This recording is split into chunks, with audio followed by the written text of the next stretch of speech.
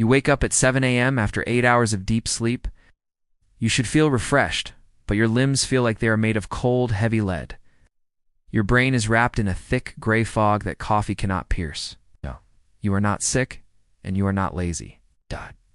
As of June 2026, medical science has finally given this feeling a name. You are suffering from a multi-system architectural collapse. For decades, we believed fatigue was a simple equation of hours spent in bed. We were wrong. Modern exhaustion is a complex intersection of digital overload, cellular failure, and a gut-brain axis under siege. You are a biological machine running on a fuel source that no longer exists. Recent studies have identified a new category of human experience: cognitive and digital overload. It is a specific type of drain unique to our current decade. Researchers now define this as the digital psychological contract. It is the unspoken internal weight of the always-on expectation. You feel a digital breach of your personal boundaries every time your phone vibrates. Your brain never truly enters a state of rest because it is always on guard. This constant state of scanning for notifications creates a phenomenon called technostress. It is a silent thief of your most precious resource. In 2026, data revealed that the average professional loses 51 minutes of productivity every single week. This is not lost to work, but to the fatigue of switching between digital tools. That adds up to 44 hours of lost life every year. You're spending a full work week every year just trying to manage the exhaustion of your screen. But the mental drain is only the first layer of the collapse. There is a deeper, more existential weariness called fatigue. Modern life requires you to pivot your personality and your focus dozens of times a day. You are a worker, a parent, a digital consumer, and a social performer all at once. This constant pivoting wears down your body's adaptive systems. It leaves you feeling sluggish in a way that sleep cannot fix. Your body is essentially ancient software, trying to run on modern high-speed hardware. The system is overheating, and the fans are beginning to fail. To understand why you are tired, we have to look inside the engine room of your cells. We have to look at the mitochondria. These are the tiny powerhouses that produce ATP, the universal currency of energy. When your mitochondria fail, you feel bone-tired at a molecular level. A major breakthrough in June 2026 changed how we view this process. Researchers discovered the role of a specific membrane lipid called phosphatidylcholine.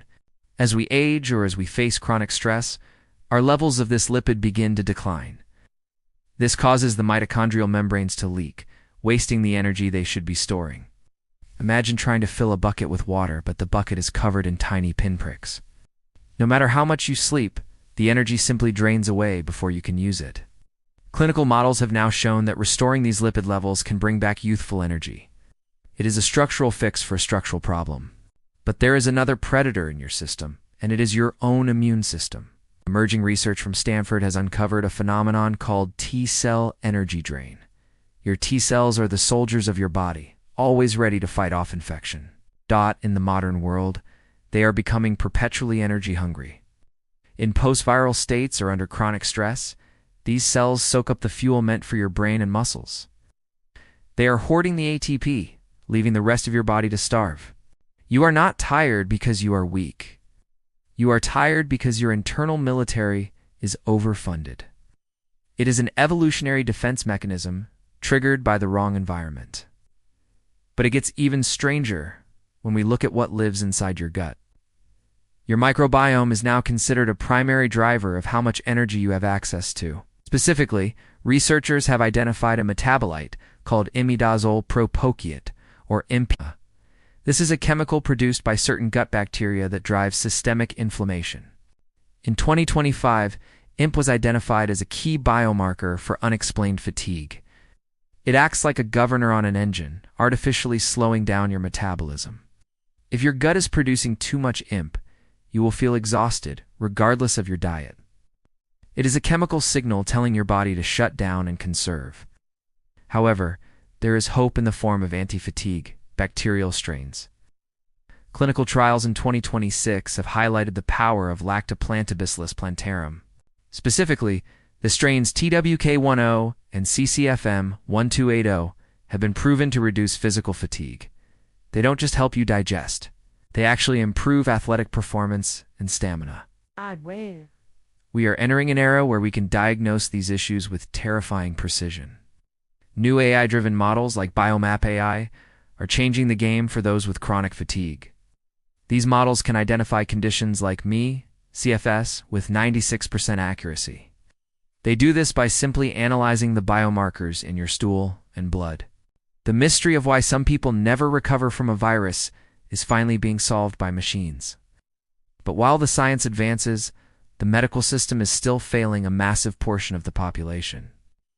A landmark 2026 study of over 17,000 participants revealed a massive gap in how we treat women. The primary cause of fatigue for millions is being systematically ignored.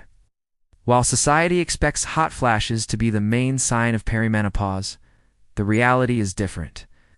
For 83% of women, the number one most disruptive symptom is profound exhaustion. This fatigue often begins in the mid-30s, years before any traditional signs of menopause appear. Because it starts so early, it is frequently misdiagnosed as simple burnout or depression. Women are being told they need more self-care when what they actually need is hormonal support. Their biological architecture is shifting, and the medical world is looking the other way. This is the hidden cost of the perimenopause gap. It is a silent epidemic of tiredness that hits during the most productive years of a woman's life. Then there is the shadow of the recent global health crises. Long COVID has rewritten the rules of what it means to be tired in 2026. Early hopes for simple antiviral treatments like Paxlovid have faded. Large-scale trials confirm that these drugs are not effective for established, long-term fatigue. Instead, the focus has shifted to clearing the inflammation of the brain itself. Some clinics are seeing success with low-dose naltrexone and aripiprazole. These medications act as neuroinflammatories, clearing the fog that keeps people trapped in a daze. They work by quieting the overactive immune cells in the central nervous system. But for many, the answer is even more basic and hidden in plain sight. It is a matter of nutritional engineering and the failure of our internal transport systems. It is no longer just about having enough iron in your blood. We now know that the homocysteine link is the real key to motivation. High levels of homocysteine are directly linked to decreased motivation in women and physical fatigue in men. This chemical buildup happens when your body lacks specific B vitamins. You might take B12 supplements and still feel nothing. This is because of a functional deficiency where your body cannot utilize the vitamin it has. To process B12, you often need riboflavin or vitamin B2. Without it, the B12 just sits in your bloodstream while your cells remain empty. Then there is the vitamin D crisis affecting over 1 billion people. Low levels of this hormone are now linked to chronic sleep-wake cycle disruptions. It makes you feel permanently jet-lagged, even if you haven't left your house in weeks. Your body doesn't know when the day begins or when the night should end. You are living in a state of perpetual twilight, caught between waking and sleeping. This is the reality of the human condition in the late 2020s. So what do you do when the very world you built is designed to exhaust you? You have to start by auditing the big 5 markers in your blood. Do not settle for a doctor telling you that your B12 or vitamin D levels are normal. Normal is often just the bare minimum required to stay alive, not to thrive. You must check your ferritin, your homocysteine, and your TSH levels with a new lens. You have to look for the structural imbalances that are leaking your energy. You also have to address the digital drain that is hollowing out your focus. Every time you switch a digital tool, you are paying a tax in ATP. Implement a right to disconnect at least 2 hours before you close your eyes. Give your brain the chance to exit the digital contract and return to its natural state. If exercise makes you feel worse the next day, stop trying to push through the pain. This is a sign of post-exertional malaise, and pushing through it will only damage your mitochondria further. You have to learn the art of pacing, of titration, of listening to the ancient software. Your body is not a machine that you can simply overclock indefinitely. And for the women in their 30s and 40s, look deeper into the transition. Do not let the medical system dismiss your exhaustion as a consequence of modern motherhood. It is a biological shift that requires a biological response. You are not failing. Your system is simply changing its requirements. Finally, feed the architecture of your gut. Aim for diversity in your plants to lower the imp metabolites that are slowing you down. You're not a single entity. You're a colonial organism, a stadium of bacteria. When they are tired, you are tired. We have built a world that demands more energy than our biology was ever meant to provide. We are running on the fumes of an evolutionary past that didn't account for the internet. The feeling of being tired all the time is not a personal flaw. It is a rational response to an irrational environment. You can see the game now. You can see the leaks in the bucket and the fire in the engine. The choice to stop the drain is yours. But you have to stop fighting your own biology. You have to start building an architecture that supports the human within. Because once you understand the mechanism, you can finally start to fix it. You will be deciding it awake.